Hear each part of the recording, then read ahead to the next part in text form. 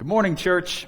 It's Holy Week, and as a result of it being Holy Week, there's just a number of things that I wanted to make you aware of as we enter into the story of what Jesus has done on this meaningful week in our faith journey together. One of those you've probably already heard about if you're a Glow family or a Wiggly Worship family, and that is that this Sunday, Palm Sunday, April the 5th, that you're able to pick out a care package for your kid. It's an April package to just teach the faith through. And so there's different Christian education, fun activities to do as a family to really teach the faith through. You can pick those up on this Sunday, Palm Sunday, between 9 and 11:30. Just park underneath the portico, and we will bring those supplies out to your car and to wave you goodbye and to wish you a great April with that in mind. So that's one of the things happening this Holy Week. Today is Palm Sunday. It's the day that begins Holy Week with a parade. Jesus makes his entrance into the city of Jerusalem that really gets this week started off with a bang. And we're going to talk a lot more about Palm Sunday and its significance a little bit later on in our service today. I want to encourage you as a family, as an individual, just go out for a walk today. Enter into the story by taking a walk as Jesus walked into the city, riding a donkey with his disciples around him. Just imagine as you're walking the city sidewalks there of what it would be like to see people lined up on each side, waving palm branches and laying down their coats and shouting their hosannas to Jesus. Just enter the story with just a little walk down the neighborhood and imagination into that way.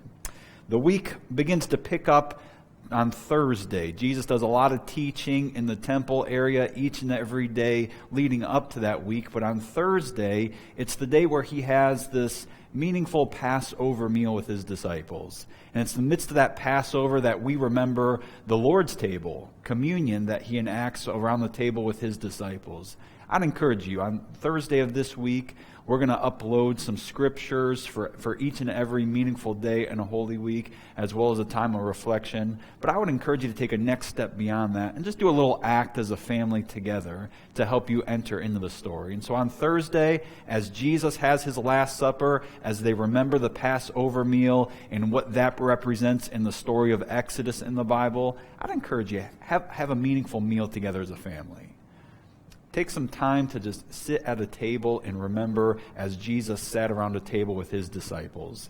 That meal that would have been on Jesus' table would have included different items of food that told the story of Israel. And so you had the Passover lamb, the lamb that was sacrificed and the blood that was put on the door frames of the house that Exodus talks about. You had the bitter herbs that you would dip in salt and then eat to remind you of the bitterness of slavery in that way. And so they were just different food items that reminded them through flavor of their story of Israel. You can go that far, you don't have to go that far, but just have a meaningful meal together as a remembrance of Jesus' Last Supper with his disciples on Maundy, Thursday of this week.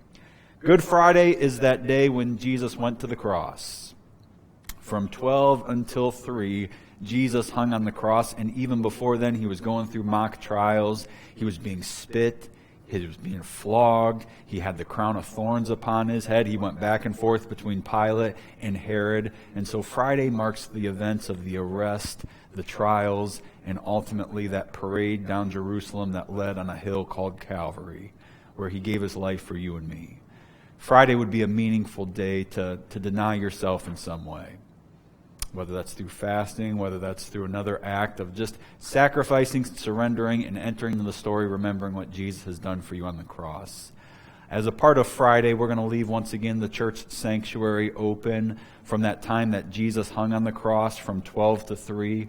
There's going to be different stations set up around the sanctuary that's going to have different emblems that Jesus would have came across, like a hammer and nails, like a gavel, like a crown of thorns, just different stations to remember it, as well as hymns playing in the background that tell the story of the cross. If you just need a place of sanctuary, there's going to be instructions on the door about how to make this a safe and take precautions in the midst of the coronavirus that we're in. But if you just need a place of sanctuary, keeping social distance in that way, I encourage you and invite you to come to the church, follow through the stations, and mosey on your way out just to remember that story. read the story in the Scripture, take some time of reflection. All that would be needed and helpful too on Good Friday, where we remember what Jesus did on the cross. So from 12 to 3 and also from 7 to 8, the sanctuary will be open at First United Methodist Church to make your way through those stations together. On Saturday, it's that silent Saturday. Nothing seems to happen on Saturday except just the cloud of grief and that question of wonder. We thought he was the one, and what's more, and what's next as his followers of Jesus. Sometimes as believers, we just need to sit in the uncomfortable. And that's what the disciples, the followers of Jesus, were having to do that Saturday of Holy Week. And so I'd invite you as a part of that Saturday of Holy Week, just take 10 minutes to sit in the awkward silence of the moment.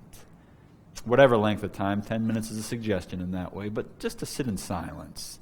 And in that silence to reflect upon the silence of what it must have been like when Jesus was just crucified on Friday and you're wondering and waiting and you put all your hope and trust in him. What's next? That's what the disciples were sitting in that first Saturday of Holy Week. And of course, Sunday comes. And we're going to do some special things on Sunday, where Easter, where Jesus answers the silence in the exclamation point kind of fashion that only he can. Risen from the dead. And so from 7 to 11:30, our normal church hours on an Easter Sunday as we have a sunrise service. From 7 to 11:30, once again, the sanctuary will be open.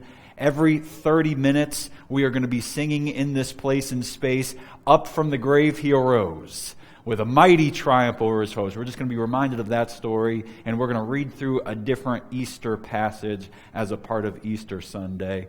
I'd invite and encourage you in some way, if you're able, with precautions in place. Once again, those will be labeled on the door.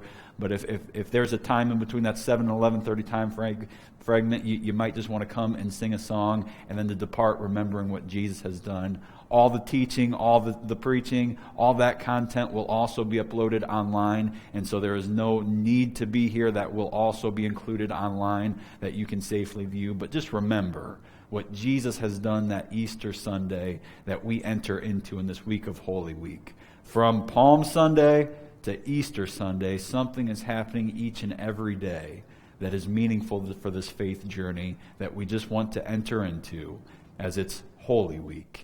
We also have some other resources I just want you to be aware of too. Right Now Media is something the church has had a subscription to the past couple of years.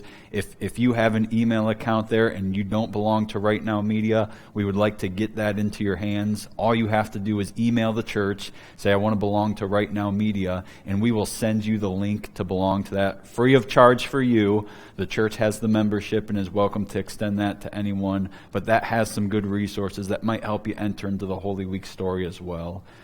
Jane Motley, a number of weeks ago, alerted to me to a new app called The Chosen app. It's put out by VidAngel, I believe, and that just tells the story. Episode 1 is free to everyone. It's a pay-it-forward kind of program, but episode 1 is free to the viewing, and it tells just kind of the story of Jesus and what it would have been like in a dramatic fashion to be some of Jesus' earlier followers. That might be a good app to check out if you're interested in that. Not really kid-friendly. That would be more of the adult range. The Passion of the Christ, another video that came out a number of years back now, but tells the story of the cross, as well as the Bible on the History Channel.